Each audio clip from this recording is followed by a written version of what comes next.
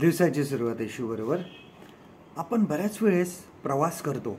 पूर्वी मी अनेक ठिकाणी जायचो. दर 2 महिन्यांनी मला माझी बॅग भरावी लागायची आणि मग कुठल्या तरी एका ठिकाणी बाहेरगावी मला जावं लागायचं. बॅग संपूर्ण भरली की मग वर एक बायबल मी ठेवायचो, कारण ते मी नेहमी कुठे बाहेर गेलो तर ते मी घेऊन जायचो. कोणतरी अनेक लोक अशी असतात की आपण कुठेतरी लांब जाणार आहोत तर मग काही ना काहीतरी आपल्या संगती ते ठेवतात. कोणी काळा दोरा हाताला बांधतं, कोणी गळ्यामध्ये काहीतरी लॉकेट घालतं. आणि ही एक भावना असते की कोणीतरी आमच्या सोबत असावं, कोणाचं तरी आम्हाला ह्या प्रवासामध्ये किंवा आम्ही बाहेर एकटे राहत असताना आम्हाला कोणाचा तरी आधार असावा. आणि ही भावना लोकांमध्ये असते आणि ह्या गोष्टी एक भावना असते की ह्या गोष्टी आमचं संरक्षण करतील.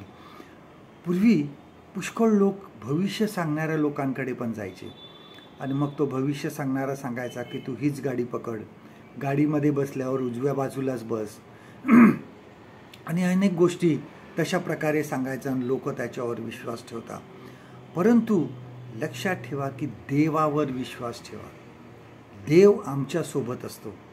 तो तुमच्याबरोबर असताना ह्या असल्या दुसऱ्या कुठल्याही गोष्टीची तुम्हाला गरज पडणार नाही.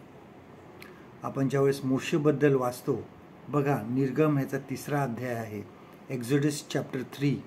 ह्यामध्ये आपण वाचतो की देवाने त्याला कामगिरी दिली. प्रथम मोशे सारखा नाही सांगत होता की मला नाही जायचंय, परंतु देवाने सांगितलं की मी तुझ्याबरोबर असणार आहे, मी तुझ्याबरोबर राहणार आहे. आणि आपले जीवनसुद्धा ज्यावेळेस हे जीवन आपलं जे आहे, हे जीवन जे जगत आहोत, हे जीवन संकटाशिवाय असणार नाही आहे. काही ना काहीतरी आमच्या जीवनामध्ये संकट असणार आहे, आमच्या जीवनामध्ये परीक्षा असणार आहेत. परंतु विश्वास ठेवा की देव तुमच्या संगती आहे. ज्यावेळेस प्रभू येशू ख्रिस्ताचं स्वर्गारोहण झालं त्यावेळेस त्यांनी शिष्याला सांगितलं, पहा, युगाच्या समाप्तीपर्यंत मी तुम्हाबरोबर आहे. किती मोठं आश्वासन त्या ठिकाणी दिलेलं आहे. जगाला भिवू नका, कारण देव तुमच्याबरोबर आहे. आजचं देवाचं वचन आपल्यासाठी हे आहे, निर्गम ह्याचं 3रा अध्याय आणि 12वं वचन, एक्झोडस चॅप्टर 3 अँड वर्स 12.